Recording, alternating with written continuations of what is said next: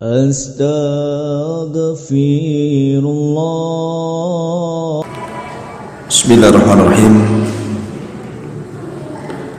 Assalamualaikum warahmatullahi wabarakatuh.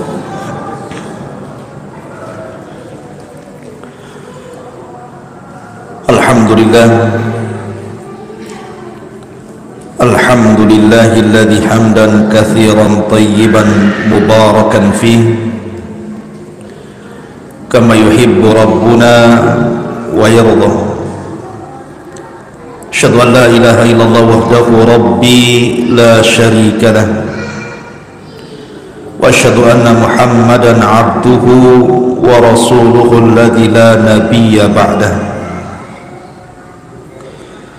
Faqala Allah azza wa jalla ya ayyuhalladzina amanu taqullaha haqqa tuqatih wa la tamutunna illa wa antum muslimun. Fa inna asdaqal hadithi kitabullah wa khairal huda huda Muhammadin sallallahu alaihi wasallam wa syarrul umuri muhdatsatuha wa kullu muhdatsatin bid'ah wa kullu bid'atin dhalalah wa kullu dhalalatin finnar. Ma'asyiral muslimin, jamaah salat maghrib Masjid Nidaul Ilmi rahimakumullah. Alhamdulillah, segala puja dan puji hanya milik Allah subhanahu wa ta'ala.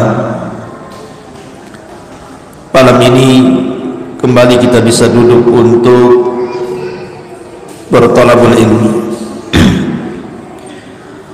Kemudian juga salawat dan salam tak lupa kita aturkan kepada Nabi kita, Nabi besar Muhammad sallallahu alaihi wa ala alihi wasallam. Kita lanjutkan kajian kita, masih membahas Asyratus Sa'atil Kubra, tanda-tanda dari tanda-tanda kiamat besar atau tanda-tanda menjelang datangnya kiamat besar. Kita sudah menjelaskan tentang mukaddimah munculnya kiamat besar dengan adanya munculnya seorang imam yang ditunggu-tunggu kaum muslimin, Al-Mahdil Muntadhar Muhammad ibn Abdullah. Kemudian kemarin kita singgung sedikit tentang fitnah yang pertama atau tanda dari tanda-tanda kiamat besar yang pertama, munculnya Dajjal. Dan malam ini kita akan berkenalan dengan Dajjal. Siapa Dajjal ini? Apa sifat-sifatnya? Bagaimana sepak terjangnya? Kenapa Nabi SAW menggolongkan Dajjal ini termasuk fitnah yang paling besar secara mutlak yang ada di permukaan bumi? Bagaimana Dajjal bisa berkuasa selama 40 hari? Siapa para pengikutnya? Dan bagaimana Dajjal bisa dikalahkan dan dibunuh? Inilah yang kita akan bahas 1 jam ke depan. Semoga cukup waktunya. Ma'asyiral muslimin yang dimuliakan Allah subhanahu wa ta'ala, Nabi SAW bersabda, "Thalathun idza kharajna la yanfa'u nafsan imanuha lam takun amanat min qablu aw kasabat fi imaniha khairan." Kata Nabi SAW, ada 3 perkara, kalau sampai keluar 3 perkara ini, maka tidak akan bermanfaat setiap jiwa iman yang dibawanya. Bayangkan di sini Nabi SAW mengatakan la yanfa'u nafsan imanuha. tidak akan bermanfaat iman yang dibawanya. Artinya tobat sudah ditutup. Percuma orang kemudian bertobat kepada Allah Subhanahu wa ta'ala karena tidak manfaat imannya. Kemudian Nabi SAW menyebutkan 3 perkara itu. Pertama, tulu'us syamsi min maghribiha, kalau seandainya matahari terbit dari arah barat. Wad dajjal, dan juga keluarnya dajjal. Wadabatul ardi, dan juga keluarnya binatang melata yang keluar dari perut bumi dan bisa bicara. Ini 3 perkara kalau sampai terkumpul, maka iman seseorang tidak bermanfaat lagi. Baik dia beriman sebelumnya ataupun belum beriman sebelumnya, dan dia ingin tobat, tidak manfaat sama sekali. Dan Nabi SAW menyebutkan tentang Dajjal di sini,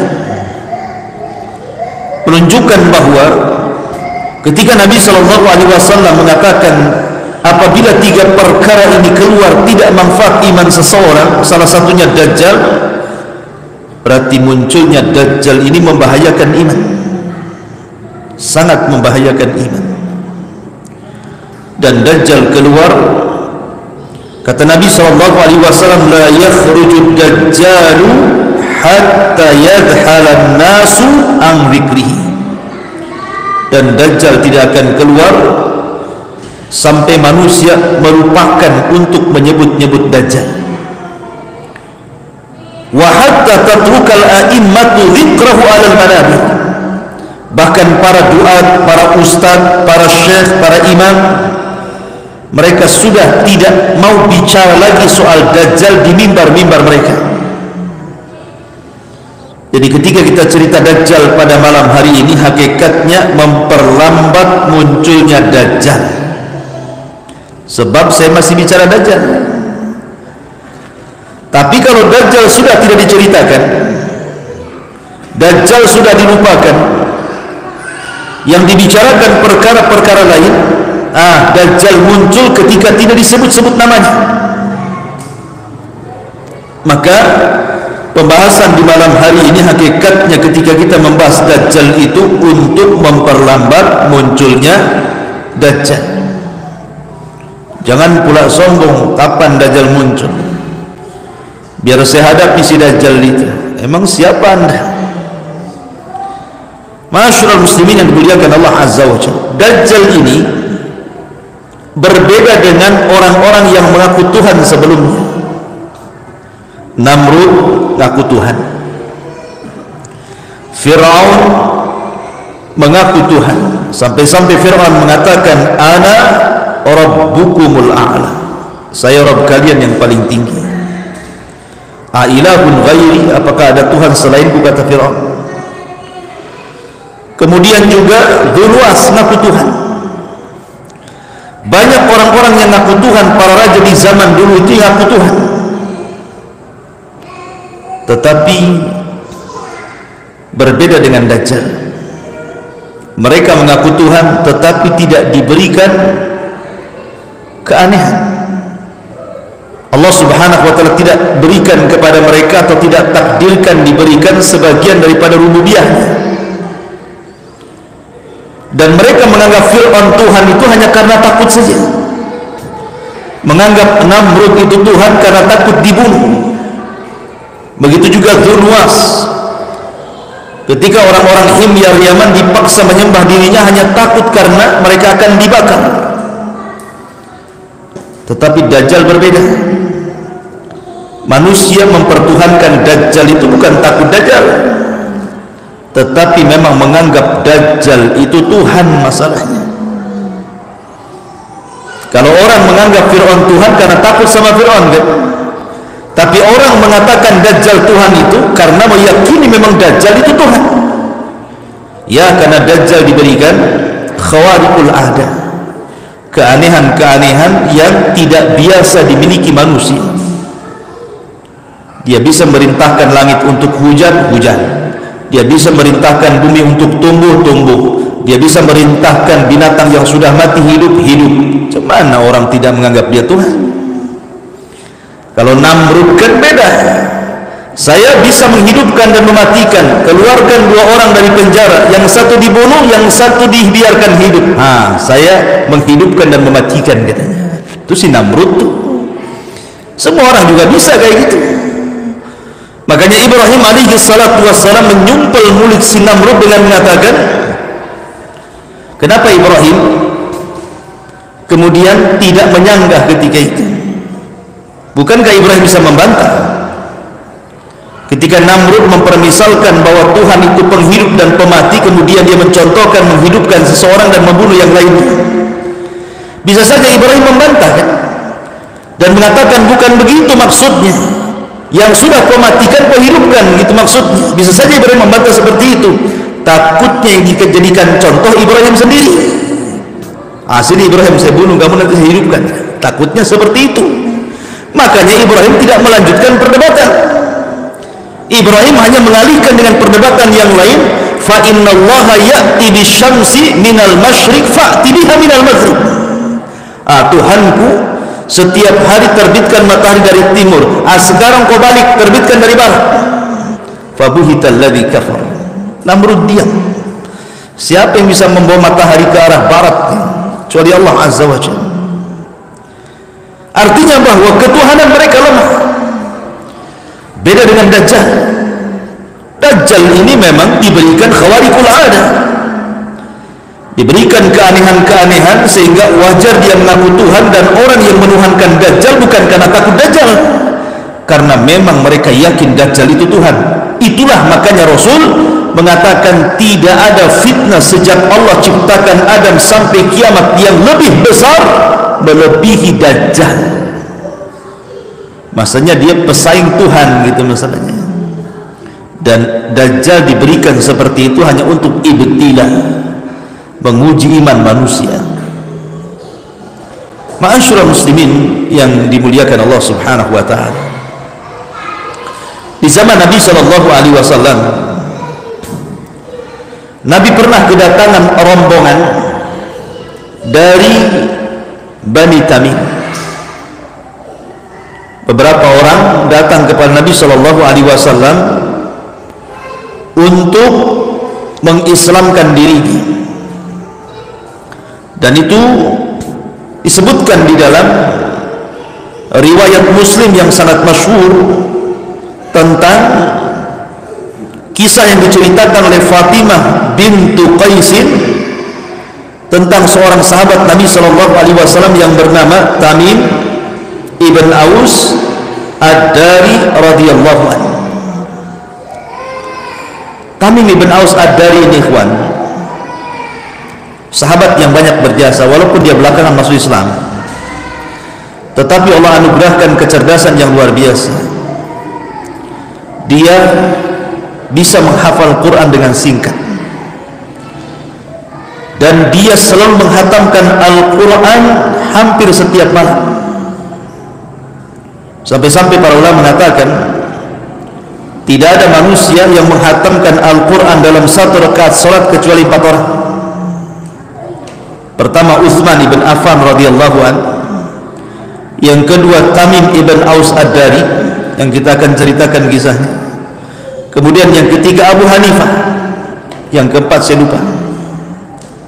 4 orang ini mereka selalu menghatamkan Al-Quran dalam satu rakaat salat witir. Anda bisa bayangkan, salat witir kan satu rakaat dihatamkan Al-Quran dari Al-Baqarah sampai Qul a'udzu birabbin nas. Jangankan 30 juz ya, salat tarawih itu 2 juz saja, besoknya dah asam urat kaki antum. Nggak, males salat di Jabal Uhud kan, lama. Enak di masjid ini yang umum ini, cepat, rakaat kedua kulhu terus kan. Ma'asyiral muslimin yang dimuliakan Allah Azza wa Jalla, Tamim bin Aus Ad-Dari ini karena dia seorang pelaut sehingga punya kepiawaian, kecerdasan, Beliaulah yang pertama kali membuat mimbar Nabi. Dulu Rasul kalau khutbah di atas kayu pelepah kurma, akhirnya dibuatkan mimbar oleh Tamim ibn Aus Ad-Dari. Nah, semacam ini mimbar. Kemudian dulu masjid Nabi SAW gelap, maka dibuatkan oleh Tamim ibn Ad-Dari ini lampu. Ya mungkin zaman dulu kayak lampu templon, patromak gitu mungkin ya. Macam itulah, masih pakai media minyak gitu. Belum ada listrik lah di zaman itu, apalagi ATP. Masyaallah muslimin yang dimuliakan Allah Azza wa Jalla. Jadi banyak jasa Tamim ibn Aus Ad-Dari. Lah Tamim ibn Aus Ad-Dari kan dulunya seorang Nasrani, dan dia seorang nahkoda kapal, membawa 30 awak kapal, kemudian melaut di tengah laut. Allah takdirkan kapalnya itu diombang-ambing gelombang, wallahu alam apakah lautan yang diarungi oleh Tamim ibn Aus Ad-Dari ini adalah lautan Yaman ataukah lautan yang ada di Syam, wallahu alam, tidak jelas riwayatnya. Yang jelas bahwa Tamim ibn Aus Ad-Dari terapung di tengah lautan, dipermainkan ombak dan gelombang, akhirnya terhempas kapalnya sampai ke sebuah pulau. Lah ketika itu maka mereka pun pingsan. Ketika mereka sadar, disangkanya mereka sudah mati, rupanya mereka masih hidup. Semua awak kapalnya hidup, 30 orang itu. Lah akhirnya kemudian Tamim bin Ad-Dari, karena dia pemimpinnya, berusaha untuk mencari sesuatu, tetapi di hadapannya hutan belantara. Mereka ingin mencari sesuatu, entah makanan, entah apa gitu ya, buah-buahan dalam hutan itu. Masuk ke dalam hutan, rupanya di dalam hutan dia berjumpa dengan makhluk yang berbulu sangat tebal. Saking tebalnya bulu itu, sampai-sampai Rasul dalam riwayat Muslim itu tidak diketahui mana dubur, mana kubur, karena banyak bulunya. Ini mana depan, mana belakang nggak tahu nih. Bulu semua binatang ini. Kemudian tiba-tiba binatang ini bisa bicara pula. Kemudian orang-orang ini dicegat oleh binatang ini. Kemudian Tamim ibn Aus Ad-Dari dan orang-orang yang mengatakan, wailaki man anti, celaka engkau, siapa kamu? Maka tiba-tiba binatang yang berbulu ini mengatakan, ana jassasah, saya adalah jassasah. Jassasah itu bahasa Arab, diambil dari kalimat jasus, dan dalam bahasa kitanya artinya mata-mata. Mata-mata dalam bahasa Arab disebut jasus, dalam bahasa kitanya mata-mata. Interpol, tukang cari berita. Mata-mata siapa? Maka ulama mengatakan bahwa jassasa ini adalah mata-matanya Dajjal untuk mencari-cari berita di luar sana. Berjumpa dengan rombongan Tamim ibn Aus Ad-Dari. Ketika ditanya, siapa engkau wahai jassasa? Jassasa tidak mau menjawab, cuman dia mengatakan kepada Tamim ibn Aus Ad-Dari ini, ya ayyuhal qaum intaliqu ila hadzal rajulul ladzi fid dairi fa innahu ila khabarikum bil ashwa. Kata jassasa pada rombongan Tamim bin Ad-Dari ini, wahai kaum, sebaiknya masuklah kau ke dalam hutan sana. Di dalam hutan itu ada bangunan bekas tempat ibadahnya orang Yahudi. Di situ ada seorang laki-laki yang sudah menunggu kabar kalian dan dia sangat ingin berjumpa dengan kalian. Kagetlah Tamim bin Ad-Dari. Dia aja nyasar, tiba-tiba ada orang yang nunggu dan sudah rindu ingin ketemu katanya. Akhirnya kemudian dengan takutnya 30 awak ini mengikuti saran jassasa masuk ke dalam hutan. Rupanya ada dair itu tempat ibadahnya orang-orang Yahudi. semacam, bukan apa namanya, apa kalau ibadahnya Yahudi itu, sinagog. Jadi masuklah ke dalam bangunan yang sudah tua itu. Rupanya dalam bangunan itu ada orang yang sangat besar sekali, besar, tinggi sekali. Lehernya dirantai, kakinya dirantai, tangannya dirantai. Kemudian tiba-tiba dia bertanya kepada Tamim ibn Aus Ad-Dari ini, min aina antum, dari mana kalian? Maka kemudian Tamim ibn Aus Ad-Dari mengatakan, nahnu min jaziratil Arab, kami dari jazirah Arab. Kebetulan ada 3 soalan yang ingin saya tanyakan kepada kalian, dan 3 soalan ini berkaitan dengan tempat-tempat yang ada di Palestina. Berkaitan dengan 3 tempat, semuanya ada di Palestina. Pertama bertanya tentang Buhairah Rahib, atau bahasa kitanya Danau Tiberias, bahasa Arabnya Buhairah Rahib. Kemudian yang kedua bertanya soal Nakhlu Baisah, kebun kurma Baisah. Dan yang ketiga Ainuz Zughar, mata air Zughar. Dajjal bertanya tentang 3 soalan ini. Pertama tentang Danau Tiberias, kata Dajjal masih ada airnya. Kata Tamim ibn Aus Ad-Dari, oh airnya masih penuh, masyarakat sana masih memanfaatkan air dari Danau Tiberias. Kata Dajjal, sebentar lagi danau itu akan kering. Kemudian Dajjal bertanya soal Nakhlu Baisah, kebun kurma Baisah, apakah masih berbuah? Maka Tamim ibn Aus Ad-Dari mengatakan, luar biasa buahnya, tidak pernah habis, panen terus. Kata Dajjal, sebentar lagi akan mati dengan batang-batangnya. Kemudian bertanya tentang Ainuz Zughar, mata air Zughar, tapi Dajjal tidak menyebutkan akan kering seperti Danau Tiberias. Kenapa? Karena nanti pasukan Dajjal itu mereka akan bermarkas di Ainuz Zughar di akhir zaman. Makanya tidak dikatakan mengering. Dan sekarang Danau Tiberias sudah jauh mengering.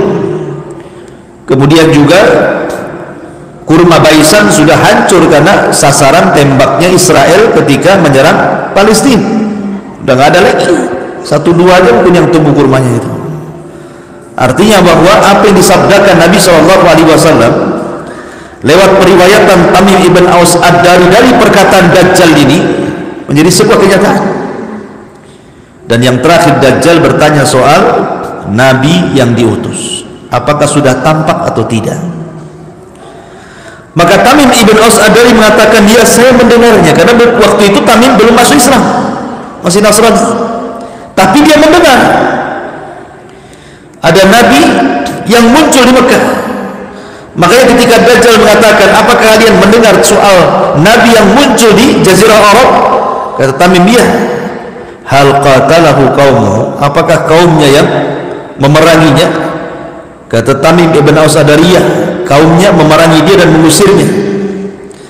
Maka Dajjal mengatakan, fattabi'u innahu alal haq, kalau kalian berjumpa dengan Nabi itu, ikuti dia, karena dia di atas kebenaran. Dia Dajjal saja suruh ngikut Nabi.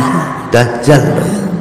Kata Dajjal, kalau berjumpa dengan orang yang ngaku Nabi itu dari orang Arab dan diperangi kaumnya, ikut dia, karena dia di atas kebenaran. Ini Dajjal yang ngomong. Sekarang bukan Dajjal jangan ikut Nabi katanya, berarti lebih Dajjal dibandingkan Dajjal lah kan. Dajjal sudah ikut Nabi loh ya. Ini bukan Dajjal jangan ikut Nabi katanya. Ma'asyiral muslimin yang dimuliakan Allah Azza wa Jalla. Akhirnya kemudian Tamim bin Aus Ad-Dari ini karena ketakutan keluar, dia lari dari hutan, kemudian mendorong kapalnya kembali, kemudian berlayar kembali sampai akhirnya pulang ke Bani Tamim, ke kampungnya. Maka ketika banyak kemudian pada tahun 9 Hijriah, setelah terjadi Fathu Mekah, banyak kabilah-kabilah itu datang kepada Rasul untuk mengislamkan dirinya. Salah satunya adalah kabilahnya Tamim ibn Aus Ad-Dari, datang kepada Rasulullah, kemudian mengislamkan, ingin masuk Islam. Lah ketika Tamim ibn Aus Ad-Dari ini masuk Islam, maka dia menceritakan kisah perjalanannya. Maka Nabi SAW membenarkan kisah Tamim ibn Aus Ad-Dari karena selaras dengan wahyu yang Allah wahyukan kepadanya. Makanya satu-satunya hadis di mana Nabi mengambil riwayat sahabat, kemudian diriwayatkan oleh Rasul dan diceritakan kepada sahabat yang lain adalah hadisnya Tamim ibn Aus Ad-Dari. Biasanya Rasul bercerita, diambil oleh sahabat ceritanya. Ini enggak sahabat yang bercerita, diambil ceritanya oleh Nabi, diriwayatkan kepada sahabat yang lain.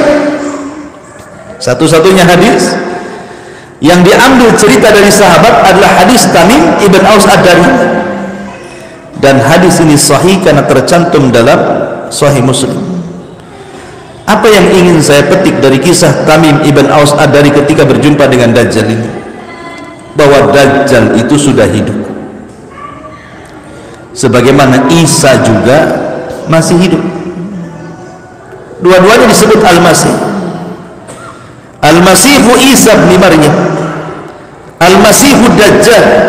Allahumma inni a'udzubika min adzabi jahannam wa min adzabil qabri wa min fitnatil mahya wal mamat wa min fitnatil masihi Dajjal.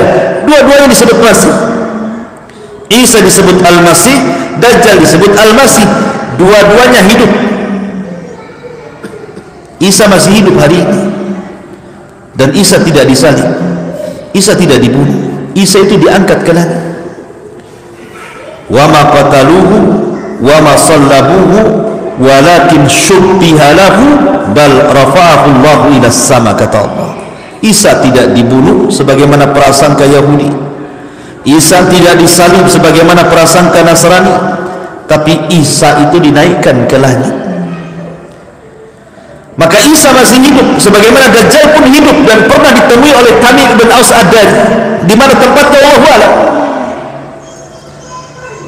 Ada yang kemudian meramal bahwa tempatnya itu di Yaman sana, di sebuah pulau namanya Socotra.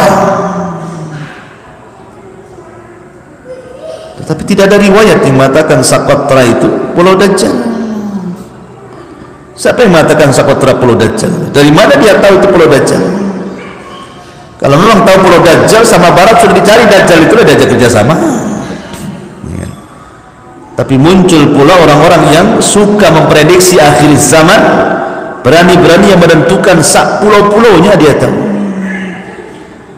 ibunya dia tahu, pesawat UFO-nya dia tahu, ada di Jogja katanya. La haula wala quwata illa billah.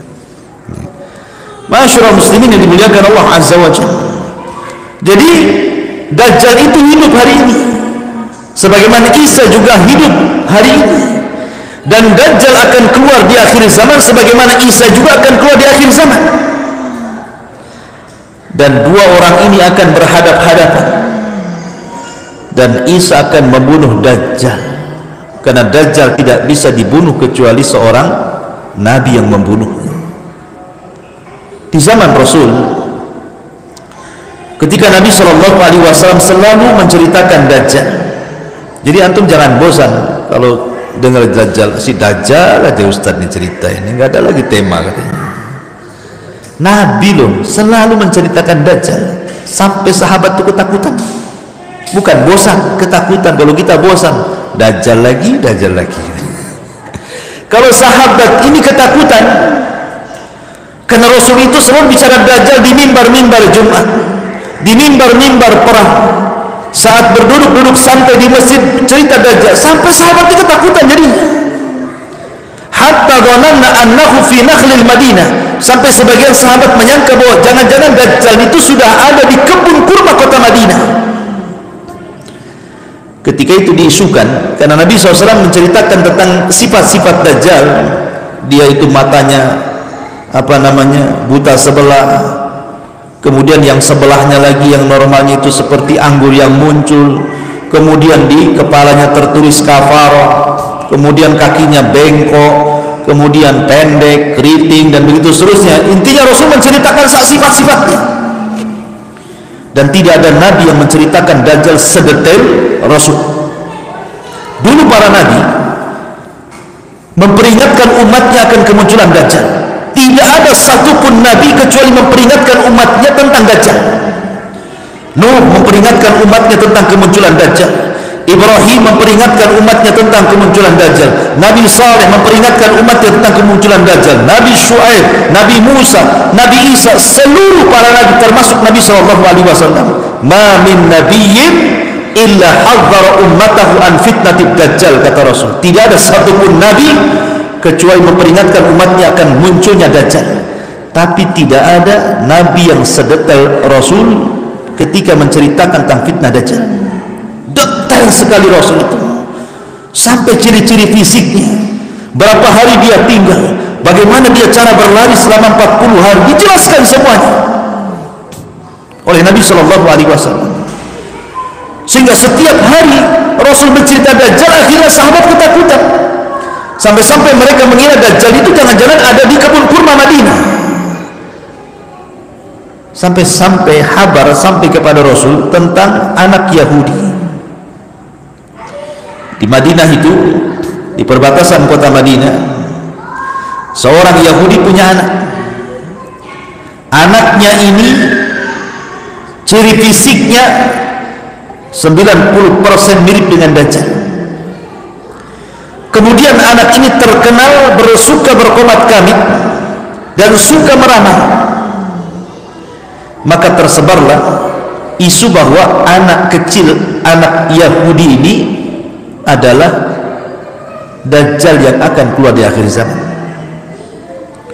Akhirnya Nabi SAW mengajak para sahabat, Umar, Abu Bakar, Ibnu Umar, Abu Sa'id Al-Khudri, banyak para sahabat diajak Rasul untuk mengintai keberadaan anak kecil Yahudi yang bernama Saf, atau gelarnya Ibnu Sayyad. Saf atau gelarnya Ibnu Sayyad, anak kecil, anak orang Yahudi, tinggal di perbatasan kota Madinah, tinggal di kebun kurma.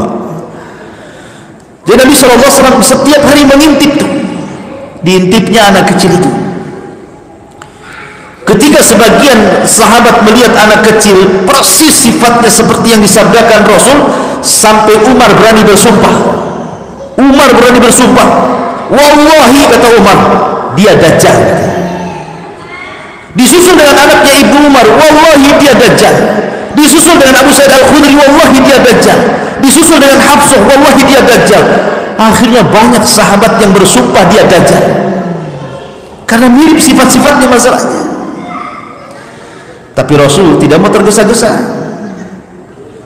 Nabi SAW ingin betul-betul mencari kepastian dulu, tabayun dulu, betul gak dia Dajjal.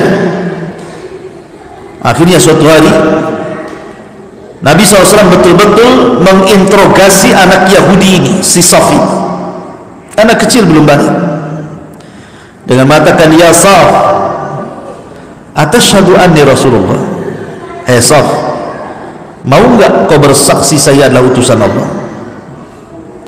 Kata Saf, ya, ashhadu annaka rasulal ummiyin. Kata Saf, ya, aku bersaksi bahwa engkau adalah Rasul kepada kaum yang buta huruf. Kemudian kata Saf, atashhadu anni Rasulullah. Sekarang balik, maukah kau bersaksi aku juga Rasulullah? Kurang ajar enggak si Saf ini? Ya. Malah dibalik pertanyaan itu tuh. Maka Rasul mengatakan, ihsya falan ta'du wa qadra. Akhirnya Nabi SAW mencoba lagi, karena si Saf ini kan suka komat kamit membaca mantra.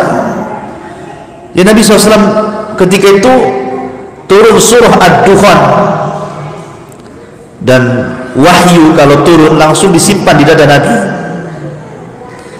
Maka Rasul ingin menebak surat yang baru turun di dada Rasul kepada Ibnu Sayyad atau Saf ini. Ya Saf, inni khaba'tu laka khab'an.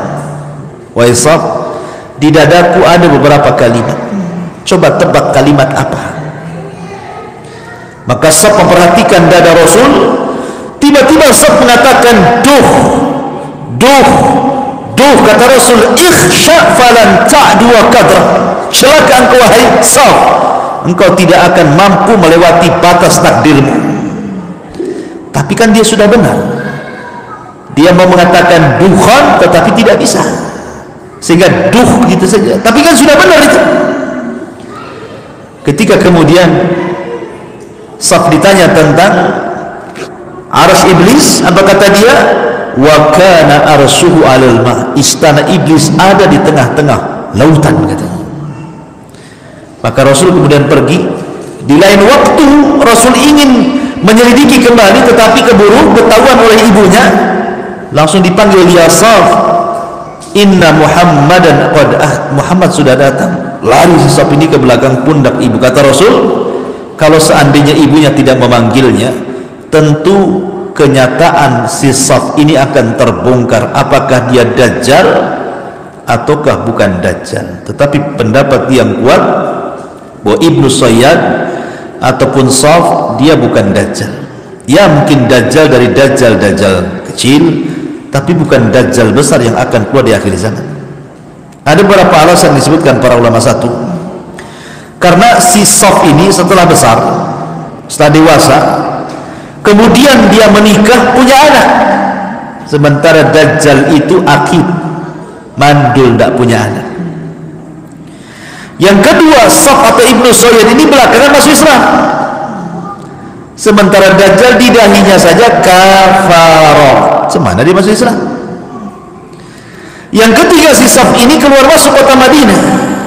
Dajjal tidak bisa masuk kota Madinah, apalagi kota Mekah. Masalahnya banyak para sahabat yang bersumpah si Saf ini Dajjal. Salah satunya Abu Sa'id Al-Khudri. Jadi suatu ketika Saf sudah dewasa, dia ingin pergi haji bersama sahabat-sahabat Nabi di kota Madinah. Berangkatlah rombongan sahabat. Rupanya si Saf ini telah dia ketinggalan rombongan. Ketika ketinggalan rombongan, rupanya ada juga yang ketinggalan rombongan, Abu Sa'id Al-Khudri. Sama-sama ketinggalan rombongan. Saf ketinggalan rombongan, kemudian Abu Sa'id Al-Khudri juga ketinggalan rombongan.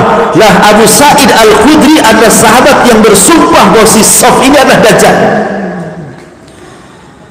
Jadi ketika si Saf ini capek, maka dia pun istirahat di sebuah pohon, berlindung di situ. Lewatlah Abu Sa'id Al-Khudri, dipanggil, ya Abu Sa'id, kemari istirahat. Abu Sa'id mengatakan, Dajjal, masa nggak mungkin saya istirahat sama Dajjal kan gitu. Tetapi karena kelelahan juga masalahnya, terpaksalah Abu Sa'id Al-Khudri ikut istirahat tapi menjauh, jaga jarak, ikut protokol kesehatan, jaga jarak, nggak mau dekat-dekat. Masalahnya dia bersumpah bahwa dia Dajjal, tahu-tahu kok bersebelahan pula kan itu. Akhirnya si Saf ini menawarkan makanan bayi, dia menawarkan makanan minuman, tapi tidak mau disentuh oleh Abu Sa'id Al-Khudri itu, karena dia orang yang bersumpah dia Dajjal, tidak mungkin saya dikasih makan, nanti dikasih makan racun pula kamu. Akhirnya kata Saf, ya Abu Sa'id, saya ini sedih. Kenapa orang-orang itu menuduh saya Dajjal? Dajjal kan mandul, saya banyak anak. Dajjal kan kafir, saya masuk Islam. Dajjal kan tidak masuk kota Madinah dan Mekah, saya bolak-balik kota Madinah Mekah. Ketika itu Abu Sa'id Al-Khudri lembut hatinya. Iya juga ya, kalau dia Dajjal mestinya kafir, masalahnya endingnya nggak enak. Kata Safia, Abu Sa'id, tapi kalau kamu ingin tahu di mana Dajjal, aku tahu tempatnya. Wah, mendengar kalimat yang terakhir ini, langsung ambil barang-barangnya Abu Sa'id Al-Khudri, ngacir dia, ditinggalkannya Abu Sa'id ini. Yang nggak enak endingnya. Tadinya sudah kasihan tuh. Iya juga ya, betul juga si Saf ini, masa dia Dajjal. Pas dia ngomong, tapi kalau engkau wahai Abu Sa'id ingin tahu di mana tempat dan posisi Dajjal, ku kasih tahu, katanya. Takutlah Abu Sa'id, ambil tas lari dia. Masyaallah muslimin yang dimuliakan Allah Azza wa Jalla. Tetapi ini masalah khilaf. Ada yang mengatakan bahwa karena masalahnya Ibnu Sayyad ini ketika perang di zaman Khalifah Yazid bin Muawiyah, kemudian jasadnya tidak ditemukan. Dia perang bersama kaum muslimin, tapi jasadnya tidak ditemukan. Hilang kemana, entah berantah hilang. Lah dari sinilah karena tidak ditemukan jasadnya saat peperangan, sehingga menjadi khilaf para ulama apakah dia bersembunyi di sebuah hutan di mana nanti akan keluar akhir zaman, ataukah dia sudah meninggal layaknya manusia, tidak lewat 100 tahun pasti meninggal dunia. Wallahu a'lam. Isi panjang pembahasan Dajjal. Subhanaka wa bihamdika asyhadu an la ilaha illa anta astaghfiruka wa atubu ilaik. Allahu ta'ala. Assalamualaikum warahmatullahi wabarakatuh.